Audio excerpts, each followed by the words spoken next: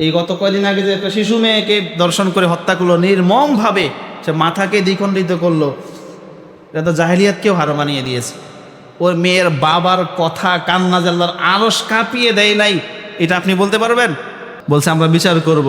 উত্তর দিয়েছে না, আমি বিচার চাই না, কারণ আপনারা বিচার করেছেন। এরকম ইতিহাস বাংলাদেশে এক নেতায় বলছে কি জানেন, কয় মধ্যযুগীয় আইন এই যুগে চলে না। নাউজুবিল্লাহ পড়েন। রবের কথার সামনে আপনি আবার যুক্তি দেখাবেন, আবার নিজে আরেকটা নতুন সিদ্ধান্ত বের করবেন, নতুন আরেকটা নীতি বের করে বলবেন যে এইটা ভালো। আরে বেটা দেখো না, এই জন্য সমাজে এখন কি অবস্থা হইতেছে। তোমার আদর্শই যদি ভালো হয়, তোমার আদর্শ পৃথিবীতে শান্তি আনতে পেরেছে, এরকম একটা দৃষ্টান্ত আমাকে দেখাবে পারবে কেউ? কি পরিমাণ ধর্ষণ খুন হচ্ছে ইদানিং, দেখেন না চোখে? আরো হবে, দেখবেন আপনি। আল্লাহর কাছে তাওবা করেন, না জানি আল্লাহ রাগান্বিত হয়ে পুরা দেশকে জাতিকে ধ্বংস করে দেয়। এটা এমন একটা কাজ। তো মেয়েটার বাবাই কি বলেছে জানেন, এই গত কয়দিন আগে যে একটা শিশু মেয়েকে দর্শন করে হত্যা করলো নির্মমভাবে, সে মাথাকে দ্বিখণ্ডিত করলো, এটা তো জাহেলিয়াতকেও হার মানিয়ে দিয়েছে।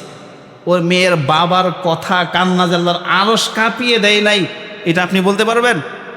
আল্লাহর আরশ কেঁপে উঠেছে। কোন দিন আল্লাহ ধ্বংস করে দেয় পুরো জাতি খেয়ে বলতেও পারবেন। ওই বনে ইসরাঈলের যুগে আল্লাহ জিবরাইলকে পাঠালেন, এই জাতিকেই পুরো এলাকা ধ্বংস করে দাও।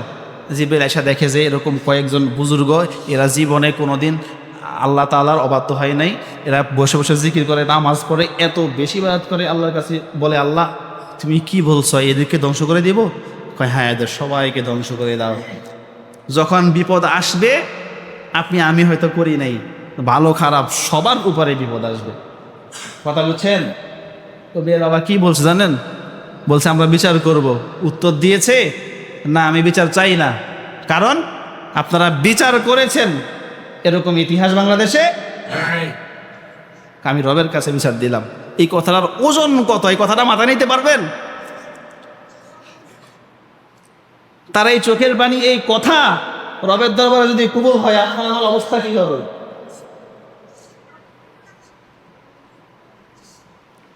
পৃথিবীর যত মন্ত্র তন্ত্র পৃথিবীতে এসেছে, এই সবগুলো আমাদেরকে ধ্বংস করার জন্য এসেছে। দর্শনের শাস্তি বাংলাদেশে কি? ফাঁসি। কই দর্শন রোধ হইতেছে?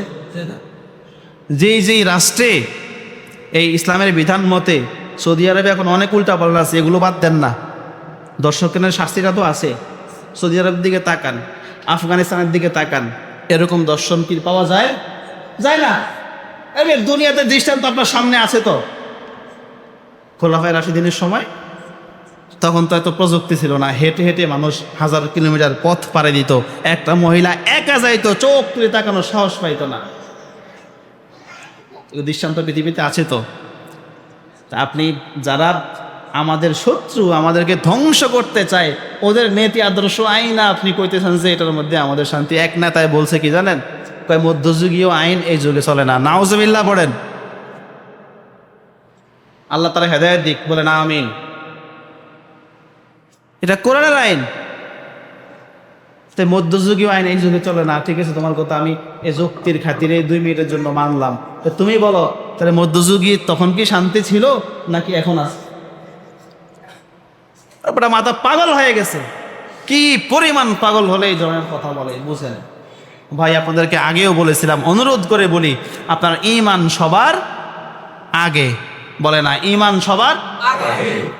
আপনার দেশ, আপনার দল, আপনার নেতা আরো অনেক পরে। যদি এই কথা আপনি বিশ্বাস করেন, আপনার ঈমান থাকবে?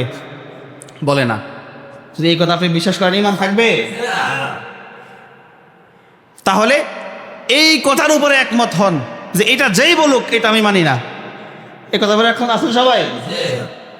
যদি দেশের প্রধানমন্ত্রী এই কথা বলে যে মধ্যযুগীয় আইন এখন চলবে না, এটা অচল, এই কথা আপনি মানবেন? কারণ কেন মানবেন না বলেন? এটা মানলে ঈমান থাকবে? ঈমানকে আগে রাখেন ভাই, দল করেন, অসুবিধা নাই। পায়ে হাত রেখে বলি, দল করেন, করে তো সবাই, কাউকে নিষেধ করছি, কিন্তু ঈমানটাকে আগে রাখেন। আল্লাহ আমাদেরকে সঠিক বুঝ দান করে, বলেন আমিন।